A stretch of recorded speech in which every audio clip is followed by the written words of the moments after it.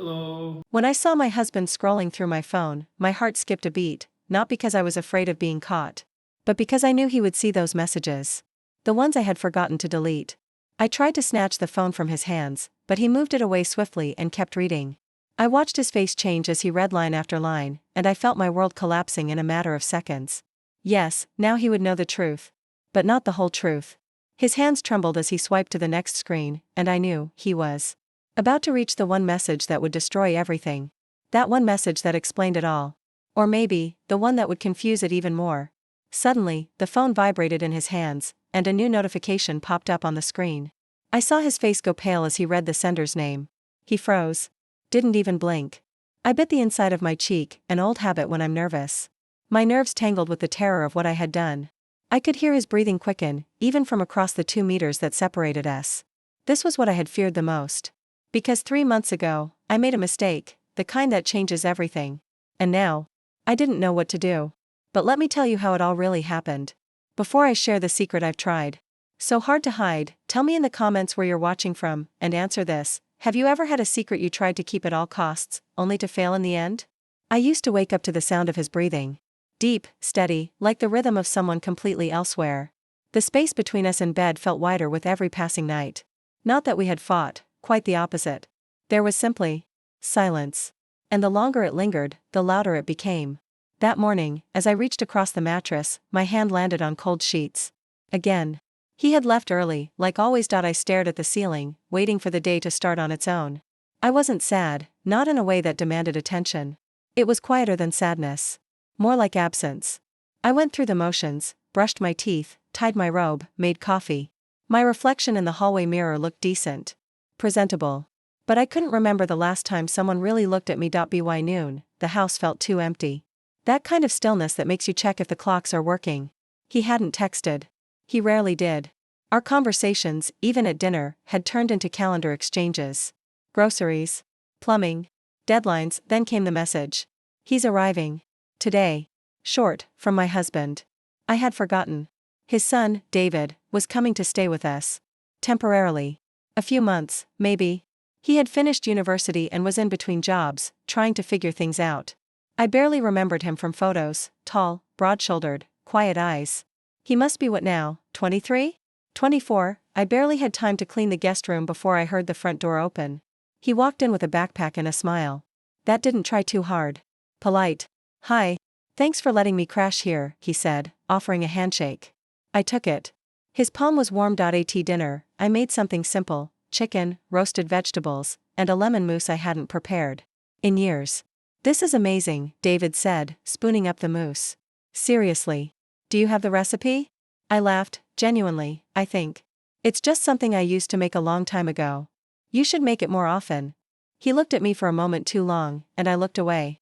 Maybe I was imagining it. That night, I sat on the couch after everyone had gone to bed, swirling the wine in my glass. I scrolled through old photos on my phone. Ones where my face was brighter, posture straighter, eyes full of movement. I stared at one taken years ago, wearing the same dress I had on today. Back then, it clung to curves I still had, but no one seemed to notice now. When I turned off the lights, the house sank into stillness again. Only this time, it felt different. There was a new presence in it. Someone who had looked me in the eyes and asked for a recipe, and that shouldn't have meant anything. But somehow, it did. The next morning started like any other, but I was different. I moved slower through the kitchen, conscious of my robe, the way it clung when I reached for the coffee mugs. The memory of David's eyes on me the night before lingered longer than it should have. I told myself it was just because I hadn't felt truly seen in years. I told myself that, and yet, when I heard the soft footsteps behind me, I didn't turn around right away. I waited for him to say something first. He walked into the kitchen with quiet ease, his hair slightly tousled from sleep. Smells like heaven in here, he said, and I caught myself smiling. I handed him a plate without meeting his eyes. We ate together at the counter while the morning sun filtered through the blinds. The conversation was casual, weather, plans for the day, the city. But every now and then, there was a silence. That stretched just a beat too long. The kind that leaves room for something else to enter. Later that afternoon, I decided to make another batch of the mousse. I told myself it was for him, but even as I mixed the ingredients, I knew it was more than that. It was a ritual, a way to feel capable, desired, useful. As I stood by the stove, stirring gently, I felt his presence again. He leaned against the counter, watching. Can I try? He asked, motioning toward the spoon. Without thinking, I dipped it into the bowl and held it up. He stepped closer, opening his mouth slightly. I fed him. His lips brushed the spoon as he tasted it, and when he looked at me, something silent passed between us. I turned away, heart pounding louder than it had any right to. I placed the bowl in the fridge and started rinsing dishes I had already washed. He lingered. Then softly, we don't have to pretend that didn't just happen. But we did pretend. At dinner, I served the mousse like it was any other dessert. My husband had called earlier, distracted as always, barely registering what I said. David stayed quiet through most of the meal. His eyes never met mine. That night, I heard him walking down the hall, the creak of the floorboard just outside my door. He paused there for a moment, and then walked away. I lay awake for hours, staring at the ceiling, trying to reason with myself. I was too old for this. Too married for this. The next day passed in silence between us. Not coldness, just careful avoidance. But in the late afternoon, something shifted again. I was putting away groceries when I dropped a glass jar. It shattered. I stepped back instinctively, and before I could react further, David was there. Don't move, he said, kneeling down to gather the pieces. I watched his hands, steady, precise. He looked up at me once, and I felt something tighten inside my chest. He stood up and reached for my hand. I didn't notice the cut on my palm until he took it gently and ran water over it. He didn't speak, but his fingers lingered longer than necessary. I should have pulled away. I didn't. Later that evening, as I folded laundry in the guest room, he appeared in the doorway. I felt the air change again, that invisible shift. He stepped inside and said nothing, and then, simply, we kissed. No fireworks. No dramatic music. Just breath against breath, lips against lips. A moment that was both wrong and right, fragile and undeniable. I pulled away first. I told him this couldn't happen again. I told him it was a mistake. I told him everything. Except the truth, that I hadn't felt that alive in years. He didn't argue. He nodded, almost respectfully, and left the room. I sat on the bed, folding the same towel over and over, unable to remember where I had meant to put it. My heart thudded in my chest like it didn't belong to me anymore. When I finally went to bed, my husband had texted again. A picture of the hotel view. A quick note, hope everything's okay at home. I stared at the screen, wondering what home even meant anymore. Was it the man I had married? The house I had decorated? The kitchen that once smelled like rosemary and garlic and now tasted like lemon mousse? In confusion, I wanted to tell him everything. Nothing. I wanted him to notice. To ask. To care. But instead, I typed back, all good here. The next morning, I found David already in the kitchen, dressed, keys in hand. He said he needed to clear his head, maybe take a drive, get out of the house. I nodded. Take your time. He looked at me then, really looked, as if trying to memorize something. I'll be back later. After he left, the silence returned, heavier than ever. I sat at the kitchen table, spooning the last of the mousse into my mouth, searching for a flavor that no longer existed. The house felt too quiet without him. David hadn't returned by nightfall, and I couldn't bring myself to text or call. I didn't want to seem eager. I didn't want to confront whatever this was. Instead, I paced the living room, folding throw blankets, rearranging cushions. Anything to keep my hands busy. But my mind was restless. At some point, I found myself in front of the hallway mirror again. My reflection looked unfamiliar in that moment, not older or tired, but exposed. I adjusted the collar of my blouse, smoothed a wrinkle that didn't matter, and then turned away. By the time I heard his car in the driveway, my pulse had already quickened. I waited in the kitchen, pretending to scroll through emails on my phone, though I retained nothing.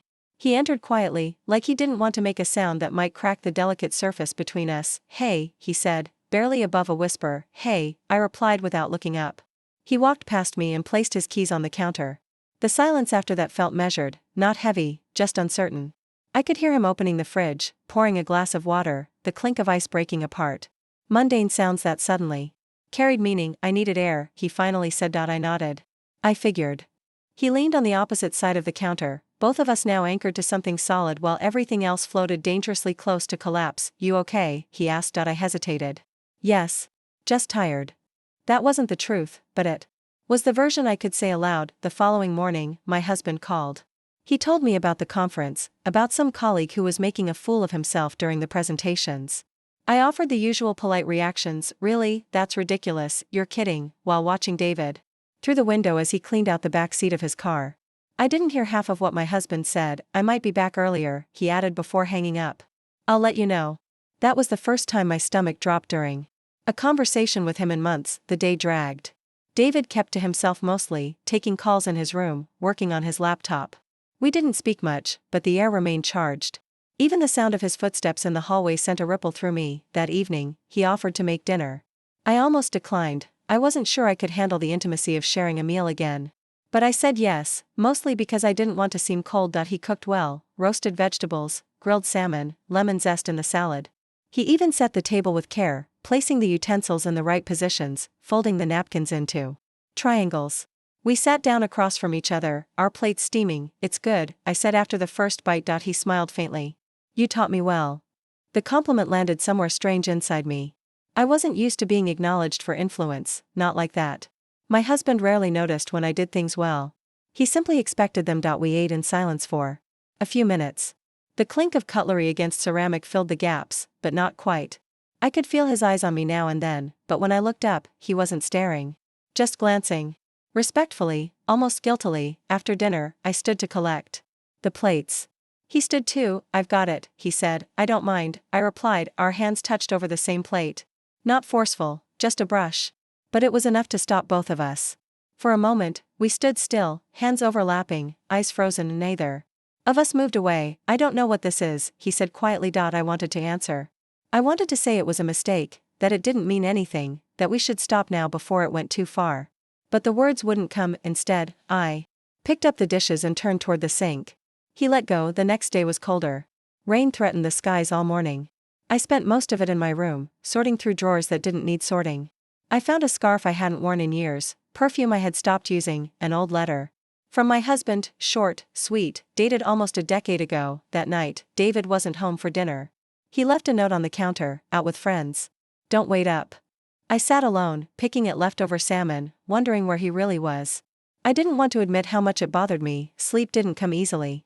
I tossed and turned, counting the hours until I could at least pretend morning had arrived. Just before sunrise, I heard the front door open and close. His footsteps moved carefully down the hallway. Then silence. When I emerged from my room later, he was already at the table with coffee. He looked tired, eyes red at the corners. I didn't ask where he had been. I poured myself a cup and sat down across from him. For a while, neither of us spoke. Then, quietly, he said, "Do you regret it?" I didn't answer right away. I watched the steam rise from my mug, the swirl and dance of it above the surface. "I regret needing it," I said finally. "Not the moment itself. Just that it had to happen at all." He looked like he understood. Not happy, not relieved, but understanding. He nodded once and pushed back his chair. "I'm going for a drive." "Be careful," I said softly. After he left, I stared at the closed door for a long time. The silence in the house was no longer stillness, it was anticipation. Like something was shifting underneath everything I had tried to keep stable, and for the first time in years, I wasn't sure if I wanted it to stop. The days that followed blurred into one another, like a loop tape with tiny variations. David kept his distance, at least physically. Emotionally, he hovered, just close enough for me to feel him but far enough not to cross the invisible line we were both pretending still held. My husband hadn't returned yet, though he texted every evening, always ending with some version of "miss you" or "almost home." The words read like polite reminders more than heartfelt gestures. I began waking earlier, before the sun even lit the sky. I'd sit on the edge of the bed and listen to the hush of the house, the creak of the walls settling, the distant hum of traffic. Sometimes I heard him in the kitchen, moving quietly, always careful not to disturb. I didn't join him. Not right away. I waited until the sound stopped, then rose as if I'd only just started my day. One morning, I found a photo on the kitchen table. A printed one, not digital. It showed me, taken from the side, smiling while stirring something on the stove. My shoulders were relaxed, my expression unguarded. I didn't remember the moment, but I knew it was recent. Probably one of those days I'd felt his gaze and brushed it off. No note accompanied the photo. No explanation. But it didn't need one. I tucked it into a drawer and didn't speak of it. Later that same afternoon, he appeared at the threshold of the living room as I watered the plants. He looked uncertain, fingers twitching slightly at his sides. "Do you want to get out of the house?" he asked. I hesitated. "Where?" "Nowhere far. Just anywhere but here." The idea of leaving the walls that held too much silence felt like a relief. I nodded. We drove without speaking at first. The windows down, wind threading through my hair, the distant buzz of the city filling the gaps between us. We passed neighborhoods I hadn't seen in years, cafes that had changed hands, parks now filled with new benches, murals I didn't recognize. Eventually, we stopped at a lookout point I hadn't visited in decades. The kind of place teenagers used to sneak off to for a bit of privacy. The view stretched wide, endless rooftops and fading clouds, a line of trees shivering at the edge of a field. We got out and leaned against the hood of the car. The air smelled like dust and leaves. I used to come here, I said, surprising even myself with the admission. When I needed to think. He looked over, not intrusively, just openly. And now? I didn't answer right away. Now I don't know what I need. We stood there a long while. The sun dipped low, casting everything in amber. I watched as he reached down and picked up a small stone, rolled it between his fingers. Then set it back on the ground. You don't have to say anything, he said. I just wanted to be somewhere we weren't pretending. The words struck deeper than I expected. I blinked away, something hot behind my eyes. Thank you, I whispered. We stayed until the air turned colder, then returned home in a silence that wasn't strained. It felt, for once, like a truce. That night, as I moved through my bedtime routine, I realized how quickly his presence had woven into mine. The way I anticipated his footsteps, the way I paused before opening a door he might be behind, the way I started to measure time by his absence or arrival. The next morning, I made the mousse again. I didn't plan to. My hands moved of their own accord, reaching for ingredients like they were muscle memory. When David walked in, he smiled but didn't speak. He watched me, arms crossed, leaning against the doorframe. I placed a spoonful into a glass bowl, pushed it across the counter toward him, then turned back to the sink. You know, he said softly, sometimes I think we're both waiting for something neither of us can name. I kept washing the same plate over and over. That afternoon, my husband texted again. His tone had changed. He said the conference might end early. That he missed home. That he was excited to see us. I stared at the message longer than I needed to. Then deleted it without replying. Later that evening, David and I ended up watching a movie in the living room. Something light, forgettable. We didn't comment much. Occasionally, our shoulders touched. Once, our knees brushed. Neither of us moved away. When the credits rolled, the room filled with that delicate stillness, the kind that exists just before something is said or done. He turned to me, eyes searching mine. I opened my mouth to speak, to break the spell, but no words came, and then, we kissed. I felt it everywhere, in my ribs, my throat, the back of my neck. It wasn't rushed or hesitant. It wasn't even passionate in the way movies might show. It was honest. I pulled away first, as always. My voice shook more than I wanted it to. We can't keep doing this. I know, he said. But his voice lacked conviction. I went to bed without saying goodnight. The kiss echoed behind my eyes as I lay staring into darkness. The next day, things shifted again. He was polite, present, but distant. I knew the look, the deliberate attempt to rebuild a boundary that had already been breached. And yet, even through that, I caught him watching me when he thought I wasn't looking. That evening, he left the house without a word. When I checked later, his car was gone. I waited by the window, not sure what I was hoping for, his return, or the clarity that might come if he stayed away. But sometime after midnight, I heard the soft click of the front door. Footsteps in the hallway. A pause outside my room, then silence. I exhaled into the dark, heart ticking fast beneath my ribs. There were still too many nights ahead. And I already feared how few choices remained. The air had changed. Not just outside, where the wind pressed harder against the windows than usual, but inside the house too. I felt it in the way David avoided my eyes, in the way I folded laundry too carefully, in the way every sound, from a faucet dripping to a floorboard groaning, seemed to carry more weight than it should have. That morning, I sat in the breakfast nook with a cup of tea I hadn't touched. The steam had long since faded. Across from me sat an unopened envelope my husband had mailed a few days earlier, something from the bank or insurance, probably. I couldn't bring myself to care. It looked official, and I was tired of responsibilities dressed in formality. David entered quietly, like he had the last few days, his presence subtle but noticeable. He reached for the fruit bowl, picked up an apple, examined it, and set it down again without saying a word. We were speaking less now. Not out of anger, if anything, the silence was kinder than what words might have done. But even silence can tremble when it carries too much. Later, I found myself rearranging the living room shelves. Again. A task I had done just the previous week. But this time, I noticed things I hadn't before: a dust ring under a vase, a faded photo tucked behind a book, the chipped edge of a ceramic dish we'd received as a wedding gift. That afternoon, my husband called. I let it ring. Then he texted, "Flight booked. I'll be home Friday." I stared at those two sentences longer than necessary. I read them as if they were code, trying to decipher a tone that wasn't there. Was he excited? Relieved? Just notifying me like he would a coworker about a meeting? David came into the room just as I locked my phone and slipped it face down on the table. He looked at me for a long moment. Not accusingly. Not longingly. Just searching. Then he said, "I'm going for a walk." I nodded without looking at him. I heard the door click softly behind him. After he left, I paced the kitchen, restless. The fridge hummed loudly, the light over the sink flickered once, then settled. I opened the cabinet and pulled down the mixing bowl. I didn't even think about what I was doing until I had already gathered the ingredients, the lemon mousse. Again. Maybe it was comfort. Maybe it was routine. Maybe it was the last thing I could make with my hands that still felt like mine. As I whisked, I heard the front door open. I turned off the mixer, wiped my hands, and waited. He entered the kitchen slowly, hands in his pockets. I didn't get far. I smiled faintly. I didn't expect you to. He stepped closer, looked at the bowl, and raised an eyebrow. Still your best work. I passed him a spoon. He dipped it in, tasted, and then looked at me. We kissed. It happened with no warning, no wind up. It wasn't born of heat or confusion. This time, but something else, something quieter and more certain. When we separated, there was no panic, no apologies. Just breath and presence and something like understanding. We didn't speak much after that. The day continued as if nothing had changed. We existed beside each other, like two people walking in parallel lines, never colliding, but always near. That evening, I went to bed early. I couldn't bear the heaviness in the house once the lights dimmed. Lying in the dark, I heard him move around, the soft thud of his footsteps, the subtle squeak of a door, the hushed clatter of dishes being rinsed. Sleep didn't come easily. But sometime after midnight, the sound of quiet footsteps stopped just outside my room.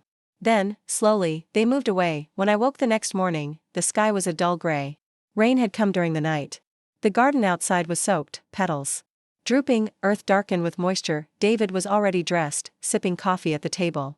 A duffel bag rested by his feet. I sat across from him, not speaking. I think I should give you space, he said after a while. I swallowed hard. He's coming home Friday. I know. Neither of us looked directly at the other. The moment hung in the air, like something unfinished and raw. I don't regret anything, he said softly. I don't either, I whispered. He stood, slung the bag over his shoulder, paused. I'll come back. If you want me to. I nodded. He walked to the door, opened it, and then, almost as an afterthought, turned back. I'll call before I do.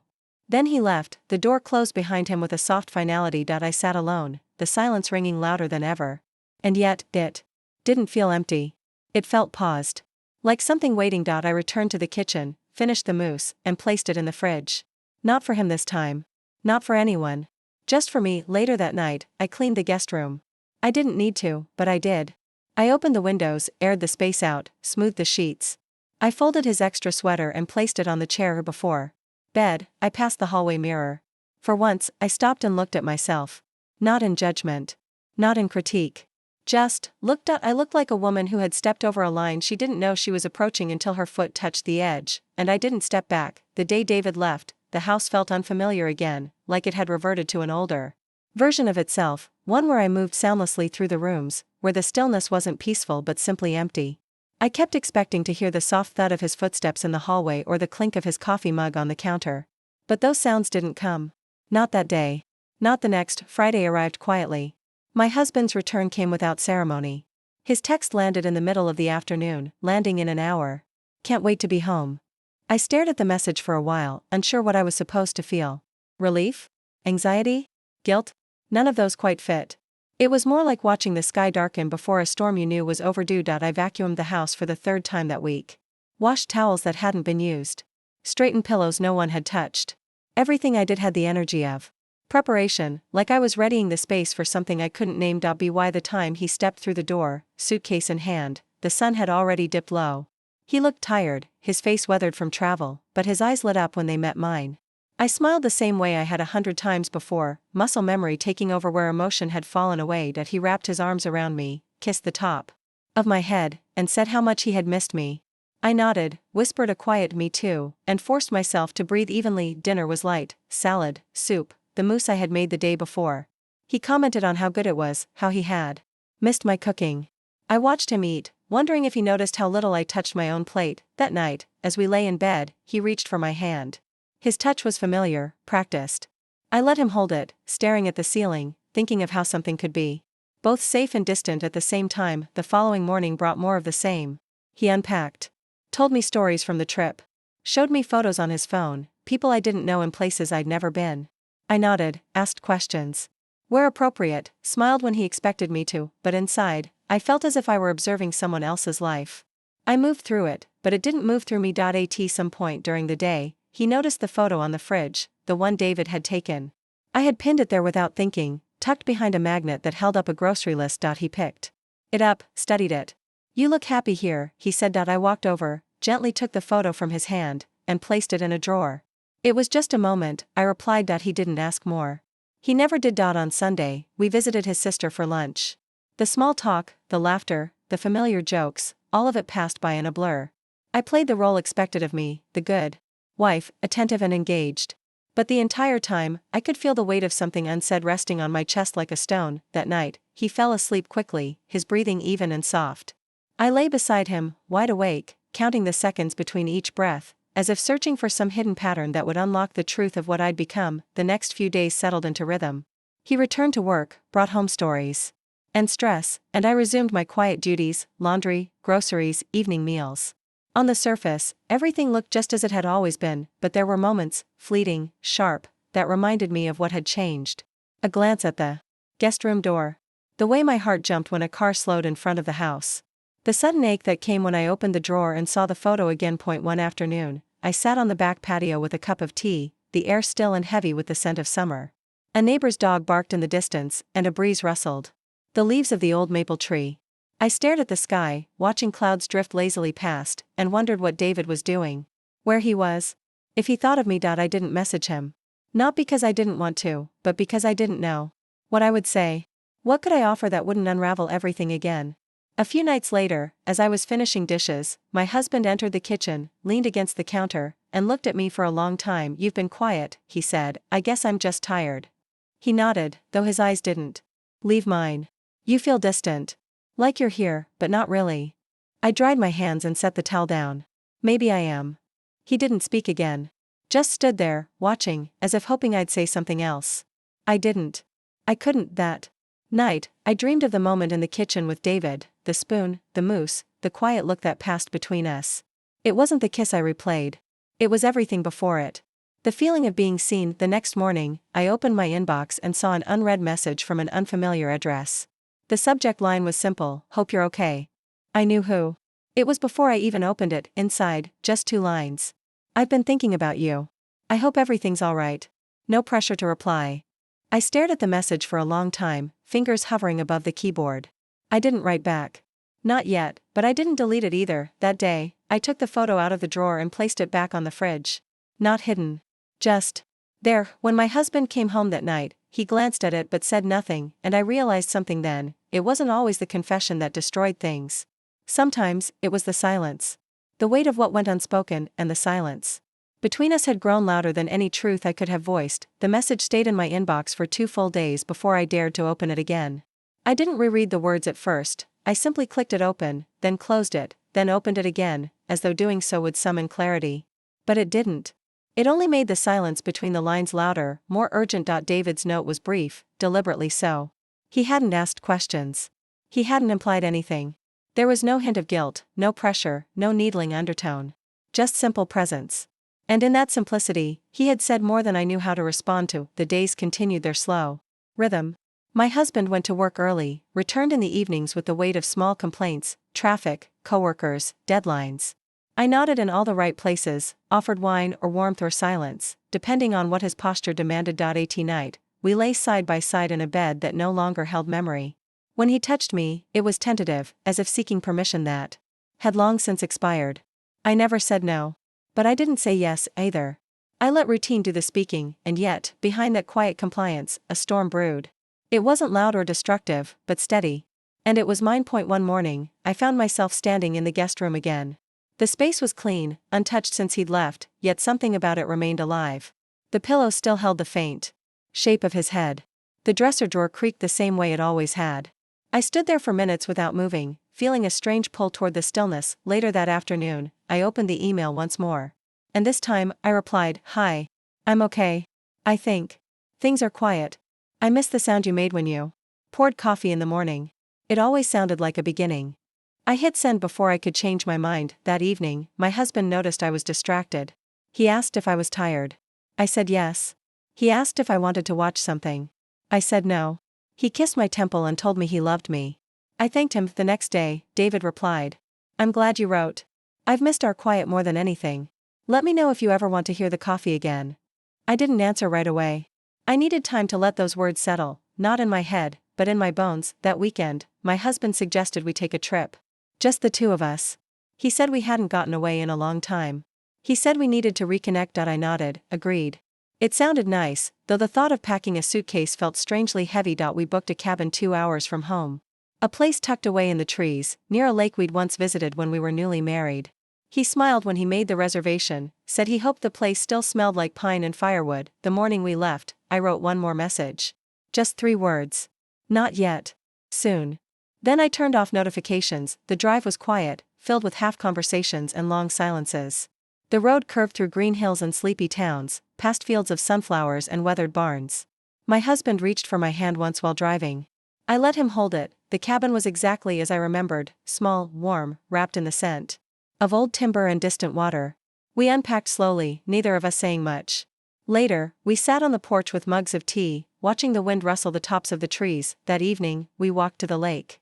The path was muddy in places, and I clutched his arm for balance. He smiled at that, as if relieved to feel needed. When we reached the water, he took off his shoes, waded in a few steps, and laughed at the cold. I stayed on the shore, arms crossed, eyes on the reflection of the sky and the ripples. He turned to me and said, "I wish things were easier." "So do I replied. We stood like that for a long time, just 2 silhouettes etched against the fading light. Back at the cabin, we ate a quiet dinner. He talked about work again. I listened, or pretended to. But inside, my mind drifted. Not toward the past, not toward David, but toward the version of myself I had found in those days of uncertainty. That night, I didn't sleep. I lay in the dark, listening to the sounds of the woods, the soft rustling of branches, the distant call of an owl. My husband breathed steadily beside me. I got up before dawn, walked barefoot onto the porch, and wrapped myself in a blanket. The sky was still dark, but the horizon glowed faintly, the kind of blue that promised more light to come. I thought of David. Of the guest room. Of the moose and the quiet smiles and the long looks that had spoken louder than anything we'd said aloud. But more than that, I thought of myself, not as a wife. Not as someone's mistake or someone's memory. But simply as a woman who had once wanted something enough to reach for it, even if only briefly. When my husband stirred hours later, he found me still there. He sat beside me without speaking. We watched the sun climb slowly over the trees. He put his hand on mine and asked, "Are we okay?"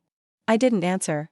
Not because I didn't want to, but because I didn't yet know what okay meant anymore. Instead, I looked out at the trees, at the light slipping through their leaves, and I whispered, "Let's just sit for a while." And we did. Returning from the cabin was quieter than the drive there. My husband and I had fallen into a rhythm of shared silences, of partial sentences and glances that filled the space where understanding should have been. Nothing explosive had happened on the trip. No fights, no declarations. Just a quiet acknowledgement that something remained unresolved between us, and that we didn't yet have the language to name it. The house greeted us with stillness. The guest room door was closed, the bed still made. Everything was in its place, and yet I felt a shift, like some invisible thread had been loosened, like the floor beneath me was no longer as solid. I unpacked slowly, folding clothes I hadn't worn, placing items back into drawers with a deliberateness that made the process feel heavier than it should have. My husband took a work call almost as soon as we arrived, retreating to his study with a distracted wave and a half-dashed smile. By the next morning, the cadence of our normal life had resumed: emails, dishes, errands. I found myself back at the kitchen counter, holding the same coffee mug I'd used for years, the same chipped handle against my thumb. The house smelled like toast and dish soap and something faintly citrus that lingered from the cleaner I'd used the night before. But something inside me wouldn't settle. When I opened my inbox, David's message was still there. I hadn't replied again since the cabin. Not yet. Soon. Soon had begun to feel both too close and impossibly far. I hovered over the keyboard for a long time that morning, composing and deleting several versions of a response. Nothing felt right. Everything I wanted to say was too heavy, too complicated. And yet saying nothing stretched the space between us into something unrecognizable. Eventually, I typed, "I've thought about what you said. I don't have answers. But I haven't forgotten."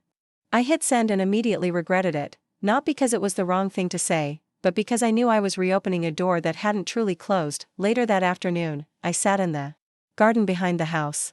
It was overgrown now, the herbs had wilted in patches, and the rose bushes had grown wild, thorny and unruly.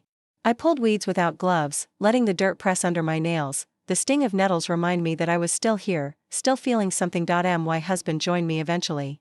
He brought a pair of iced teas and offered one without speaking. We sat side by side on the old wooden bench, the one that creaked every time someone shifted their weight. He asked if I wanted to go to dinner that weekend, somewhere we hadn't been in a while. I said I'd think about it. He nodded, then he glanced toward the guest room window, the curtains pulled tight, the glass reflecting the late afternoon light. Feels strange without him here, he said, almost absently. I kept my face neutral. It does. He didn't look at me. You two got along well. I didn't answer. We finished our drinks in silence. The next day, a letter arrived in the mail.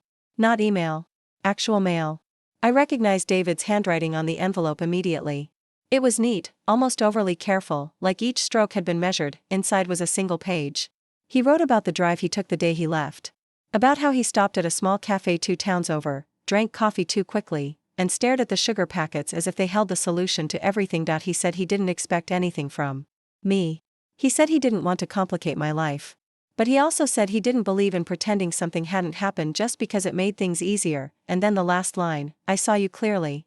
Not as his wife. Not as my mistake. Just as you. And I don't think I can forget that. I folded the letter and placed it inside one of my recipe books, in the section where the mousse recipe was. It felt both fitting and cruel. The rest of the week passed in a haze. My husband worked late most nights, sometimes eating in the office, sometimes coming home already full. I began cooking less, cleaning less, doing only what was necessary. Not out of rebellion, just because the effort no longer made sense. One morning, I found myself standing at the guest room door again. I opened it and stepped inside. The scent of him had faded, replaced by the clean, stale air of disuse. I sat on the bed, ran my fingers across the duvet, and closed my eyes. I stayed like that for a long time. When I finally left the room, I didn't close the door behind me. That evening, I set the table for 2. Not 3. I made a small meal, nothing elaborate. As we ate, my husband spoke about work again, about deadlines and budget meetings. Then, halfway through the meal, he stopped and looked at me. You've changed, he said. I looked up slowly. How? You're here, but your mind is somewhere else. I swallowed. Maybe it is. He put down his fork. Is there something I should know? I hesitated. There was a pause so long it began to ache. Then I said, there are things I don't know how to explain yet. He nodded slowly. But there are things, right? I nodded. He didn't speak again. Just picked up his fork and continued eating. Later that night, as I lay in bed, I wondered if that was it, the closest we would ever come to confronting what had happened, not with rage. Not with accusations. Just with a shared, aching quiet.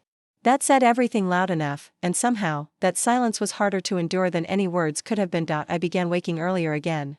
Before the sun. Before the neighborhood stirred. Before even the birds had anything to sing about. There was something calming in those first moments of stillness, when the world hadn't yet expected anything of me. I would sit in the kitchen, wrap my hands around a warm mug, and listen to the breath of the house, the soft creaks, the humming of the fridge, the quiet tick of the wall clock that never kept perfect time. My husband still slept late on weekends. He said he needed to catch up, that work had been overwhelming. I didn't argue. I didn't ask for details. He no longer gave them freely, and I no longer had the energy to chase them. On Saturday, I found myself folding laundry in the guest room again. I hadn't needed to be there, the linens had already been cleaned, and no one had used the bed since David left, but I lingered anyway. I ran my hand over the folded duvet, felt the quietness that clung to the space like dust. It was a different kind of silence than what filled the rest of the house. Not hollow, not sterile.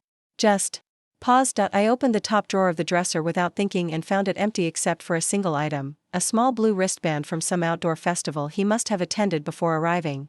I held it in my palm, felt its rough fabric. The slight curl at the edges. A useless thing. But I didn't throw it away. That afternoon, my husband suggested we go for a walk together. He said the weather was nice, and we hadn't had time outdoors in a while. I agreed, not because I wanted to, but because I couldn't find a reason not to. We walked the usual loop through the neighborhood, past the same houses with trimmed hedges and porch swings, past the same park where children played while their parents watched with tired eyes and coffee cups. The breeze was warm, the sun filtered through pale clouds. He reached for my hand at one point, and I let him take it. But our fingers didn't interlace like they once had. They rested against each other, quiet and tentative, more out of habit than heat. I've been thinking, he said after a while. About us. About how we used to be. I nodded slowly. So have I. I miss that version of us. The one that used to laugh more. Talk more. His voice was soft, almost cautious. I miss her too, I whispered. He looked at me, and for the first time in a long while, I saw something raw in his eyes. Not anger. Not frustration. Just sadness. We walked the rest of the way in silence. That evening, I opened the drawer in the kitchen where I'd hidden David's letter. I reread it slowly, letting the words sink in again. The way he had seen me, not as a role, not as a title, but simply as a person. It wasn't about romance or rebellion. It wasn't about breaking vows or seeking something forbidden. It was about being seen. I sat at the kitchen table, the letter in front of me, and tried to remember the last time I had felt that way with my husband. It wasn't that he didn't care, I knew he did. But care can become quiet over time. Dull. Assumed. When he entered the room a few minutes later and saw the letter, he paused. Is that from him? I didn't answer. He sat across from me. You don't have to say anything. I'm not asking to hurt you. I know something happened. I folded the paper slowly, pressed it closed, and tucked it back into the drawer. He didn't move. I think I always knew. The way you looked at him. The way he looked at you. I kept my gaze low. I didn't plan it. I know. Silence. Again. He exhaled. But you haven't been here with me in a long time. Not really. My throat tightened. I tried. I know that too. We sat there for a long time, the weight of truth between us, not sharp or violent, just heavy. That night, I lay awake while he slept beside me. I watched the way the moonlight moved across the ceiling, how it changed shapes as the minutes passed. I thought about the years we'd shared. The dinners. The vacations. The quiet Sundays. The fights. The repairs. The slow unraveling. I thought about David. Not the kiss. Not even the moments of tension. But the quiet comfort. The kindness. The simple act of asking how I was and meaning it. Morning, I had made a decision. I made coffee, stood in the kitchen, and waited for my husband to wake. When he did, he wandered in groggily, kissed my shoulder like always. I think I need to leave for a few days, I said calmly. He froze, his hand on the coffee pot. What do you mean? I just need space. Time to think. To figure out who I am outside of this house. Outside of us. He didn't speak at first. Then finally, is it about him? It's about me. He nodded slowly. Okay. He didn't argue. He didn't plead. And somehow, that made it worse. I packed a small bag. Just the essentials. A book, a change of clothes, my journal. I didn't tell him where I was going. He didn't ask. As I closed the door behind me, the air outside hit my face like a different world. I walked to my car, keys in hand, and sat behind the wheel without turning the engine. I looked up at the house, our house, the place that had held so much and now felt like it couldn't hold me anymore, and then I drove, not to David. Not yet, just forward. Into the quiet. Into the unknown. Into myself. I didn't drive far. Just 2 towns over, to a small place by the coast that we used to visit long ago. A motel with rusted balcony railings and ocean wind that slipped through the window screens. I remembered the scent of the room before I even opened the door, salt, linen, a hint of something musty, like time had folded itself into the carpet. I didn't come here for the view. I came for the space. I unpacked slowly, though I didn't have much. I placed my journal on the nightstand, sat on the edge of the bed, and listened to the soft sound of the waves brushing against the shore. The first day I did nothing. I didn't walk, didn't write. I lay on the bed with the window open, letting the wind carry its secrets across my skin. I thought of everything and nothing, how we fall into roles, how silence builds like sediment in a relationship, how desire has a way of creeping in through cracks we pretend aren't there. The second day, I walked the coastline barefoot. The sand was cool, the sun low behind a veil of clouds. I watched children running toward the water and couples walking hand in hand, their laughter light and aimless. I envied their ease, their innocence in the face of everything that feels permanent until it isn't. I stopped at a cafe along the boardwalk, the kind with faded menus and a humming refrigerator behind the counter.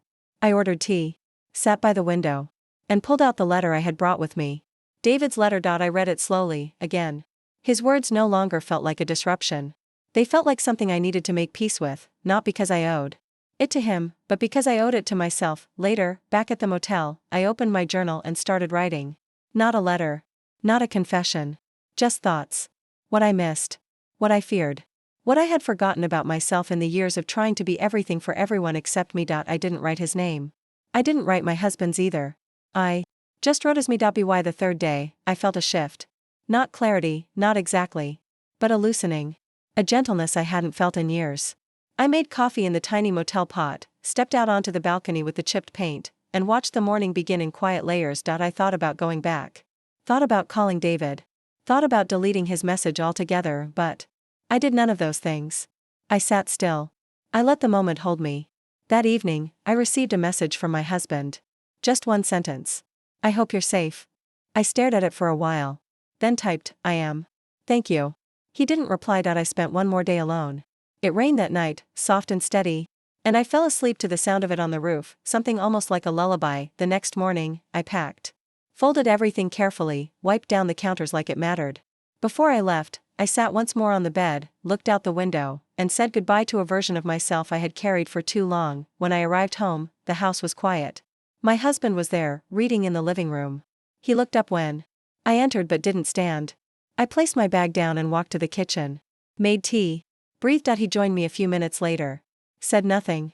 Just took the seat across from me. I don't know what's next, I said finally. He nodded. Me neither. We sat like that for a long time. Not as husband and wife. Not as strangers. Just as two people who had come to the edge of something and didn't yet know if they'd step back or forward. A few days later, I received a message from David. Simple. Just checking in. No expectations. I hope you're okay. I read it once. Then again. Then I put down the phone and walked outside. The sky was overcast. The wind had picked up. And somewhere down the street, wind chimes sang to no one in particular. I stood there. Listening. Not to make a decision. Not to chase a feeling. But just to listen, and for the first time in a long time, I didn't feel like I was waiting for something to happen. I was just there. And that, for now, was enough. Bye bye.